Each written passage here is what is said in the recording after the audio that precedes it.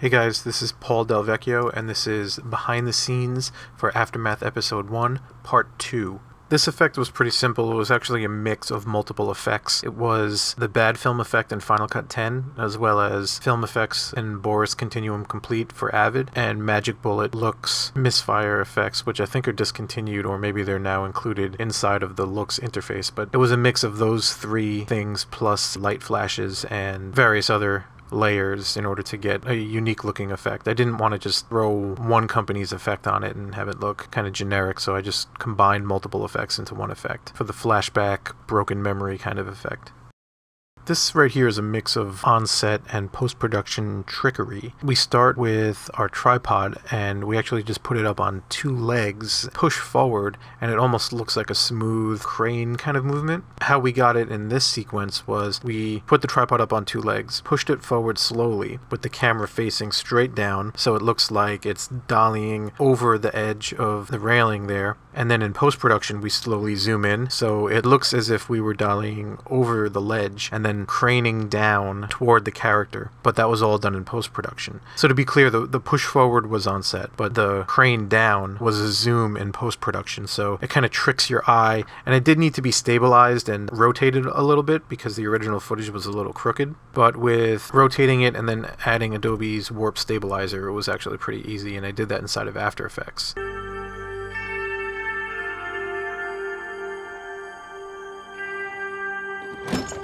Which brings us into the basement.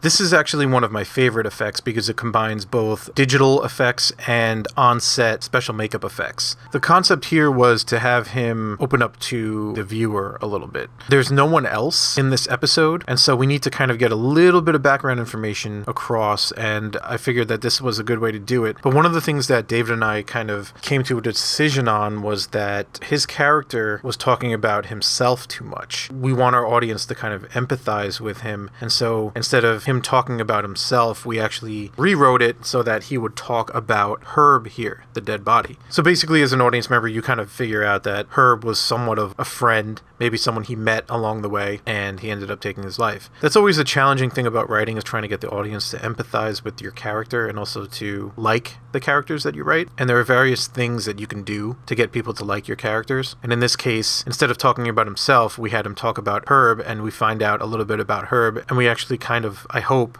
like Herb because we find out certain things about him. He sounds like a good guy. And in that revelation, in that internal monologue that Dave's character has, we find out about Dave too, and that he doesn't have anyone to talk to. He's feeling kind of lonely. And so we kind of empathize with him a little bit and hopefully think he's a good person and get behind him and want to back him and see where this journey takes him. So the special makeup effects for the scene were actually really fun to do. It was a little bit challenging, but it was very rewarding because of what's on screen, because it's very disturbing to look at. Huey here, I've known for a while. He runs a production company called JHD Productions in Deer Park, New York, and we had applied modeling wax. Good old modeling wax, as you've seen throughout this whole process, is something that you can use for prosthetics as long as they don't move around too much and they're not in that many shots. If you don't need it to last long, it's a good alternative to foam latex or gelatin or silicone. What we did was we took the modeling wax and we only modeled the side of his head that was facing the camera. Now you can see there's a bunch of black, and we just painted his head black on the back so I knew what part to remove in post-production. And basically what we did, and you can see it here, is that half of his head is modeled in wax so it looks like the edge of where his head is blown off, and so we made it all uneven and disgusting looking, and the wax kind of blends in with his skin tone pretty well. And then we had him lay down against the wall, dress the wall up with blood so it looks like he shot himself, and then moments later we just had him stand up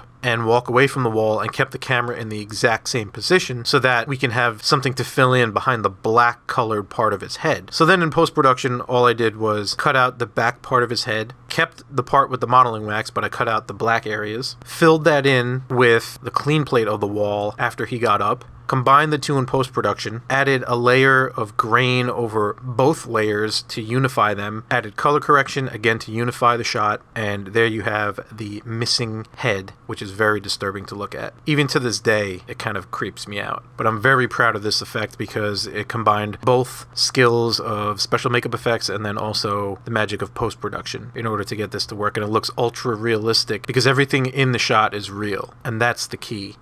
So here's a fun little bit of trivia. I used to be a battle DJ or turntablist, so if you know anything about that, you know what kind of needle that is. If you don't, that's a Shure M447, which was popular in the battle DJ community around mid-90s to early 2000s. You can't see it, but the turntable that it's on is a Technics 1200 MK2. So interesting bit of trivia there. I don't think they make those anymore. This shot right here was actually an unexpected visual effects shot. It was a little bit of a challenge because the issue with the shot was that you could see Huey breathing, and obviously he's supposed to be dead. So what I did was I rotoed the foreground. I took a still image at this point in time where Dave wasn't in the shot yet, and then when he walked in, I did a very loose roto around Dave in order to get him passing in front of the dead body and also the gun lifting in front of the dead body. And because it's out of focus in the background, it doesn't need to be perfect. I just did a loose roto and I was able to get away with it. That includes the shadow of the gun as Dave picks it up.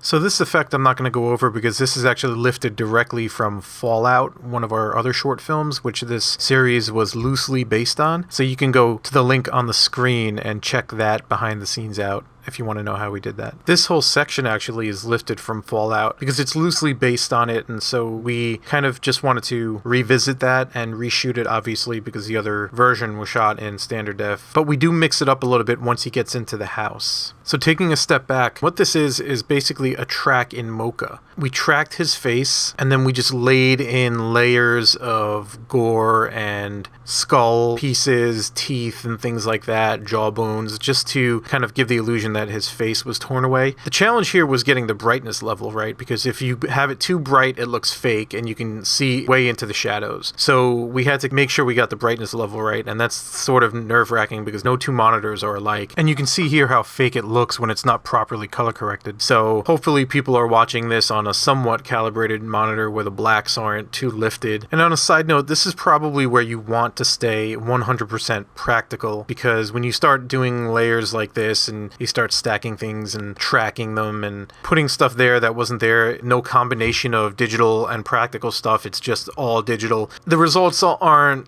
really, to me anyway, as good as if you had something on set. Now, if you have to dig into someone's face and throat and things like that, then yeah, maybe you would want to do that digitally, but you would want a combination of the two effects where you would put green maybe and then key out the green and then add something underneath it, but at least around it or on top of it, you would want something practical there on set. But we didn't do that, so we had to do this 100% digital, and I think the results are okay, but I would have rather have done it on set. But you take what you can get, you work with what you got. Sometimes you can't always do it the way you want, and you just gotta roll with it.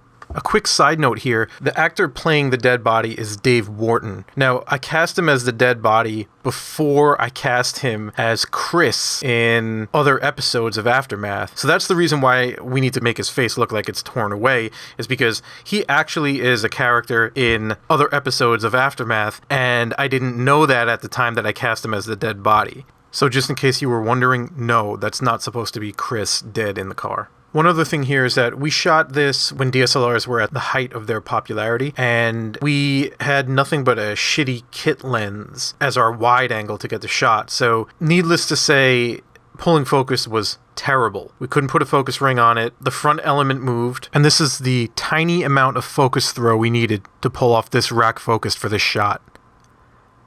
Yeah, that was f***ing horrible.